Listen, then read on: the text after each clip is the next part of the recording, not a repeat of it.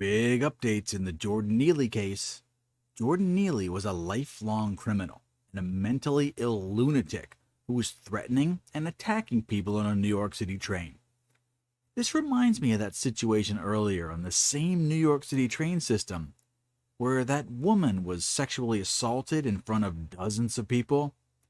Everyone was asking, why didn't anyone help her? And why didn't anyone stop that rapist? Remember that story? So when Jordan Neely was basically doing the same thing, someone finally stepped up to help. One of the only real men left in New York City rose to the challenge. Daniel Penny was that man. He put himself in harm's way to protect the women and children and the other innocent victims of Jordan Neely. Daniel Penny was a U.S. Marine. He was literally trained by the government to handle enemies of the state. And trust me, a terrorist on a train is an enemy of the people. So Daniel subdued the enemy and put him into a submission hold so he couldn't hurt anyone. It actually took 3 people to hold him down and stop the potential violence from a deranged madman. During this process, Jordan Neely decided that he really wanted to hurt some people, so he resisted. Then he resisted some more. During all of this resistance, Daniel kept that chokehold, and eventually Jordan decided that he wanted to keep resisting and stay violent instead of relaxing and surviving. He literally made the choice that led to his death. No one would have bothered him if he wasn't initiating violence. Now, after this, 2 things happened. Both, unfortunately, were totally predictable. 1. The left rallied around the violent psychopath and called him a hero. They had parades, protests, and even AOC called the hero on the train a cold-blooded murderer, which legally implies that he had planned to kill Jordan the whole time. Why does the left always worship the violent psychopaths? And 2, the other item that is equally not surprising is that District Attorney Bragg, Bragg, will throw the full force of the New York City legal prosecutorial system at Daniel Penny. He's being charged with manslaughter.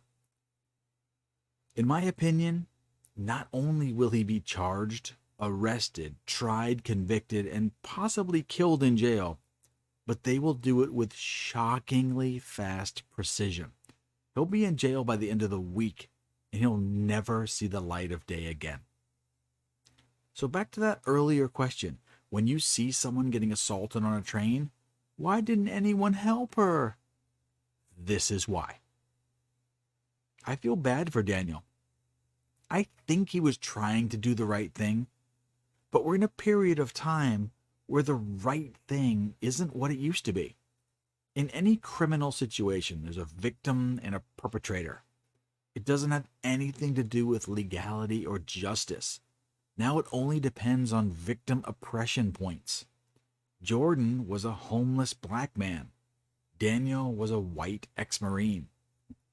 I don't want to make this a racial thing. It shouldn't be. But everyone else is. AOC, Al Sharpton, DA Alvin Bragg, all the protesters are chanting that he was only killed because he was black. The governor was too afraid to condemn the murder and the killing of a black man in the streets of New York. The second black mayor of New York City refrained twice from condemning the murder of a black man here in the streets of New York City. Because we keep saying the system is broken. No, the system is doing what it's designed to do. From its inception, it has been designed to say that black men are monsters, to be scared of black men. When they come on the subway, it is for you to be scared. I want to take a moment to say this was a public lynching. But there were many other black people on the train that didn't get subdued. It was just the violent one. In fact, This entire situation could have been resolved by the NYPD. There was an active arrest warrant for Neely for assaulting a woman earlier this year. I told you, he's no saint. The NYPD should have arrested him, and when he was in custody, he wouldn't have caused a ruckus on the train, and no one would have had to intervene at all. This is directly the NYPD's fault for not arresting criminals. Haven't we heard that before? So there are several lessons to learn from this. Let's not let it go to waste. There are always lessons to be learned from other people's misfortune. 1. Get the hell out of New York City. It's not a safe place. 2. If you see someone getting assaulted, let it continue. If they're in New York City, they probably voted for this, so let them enjoy it. And 3, if you are getting assaulted, let it happen. Self-defense is now illegal in New York City. In fact, I think you have to say thank you or it's labeled a hate crime. But seriously, this empowers the criminals.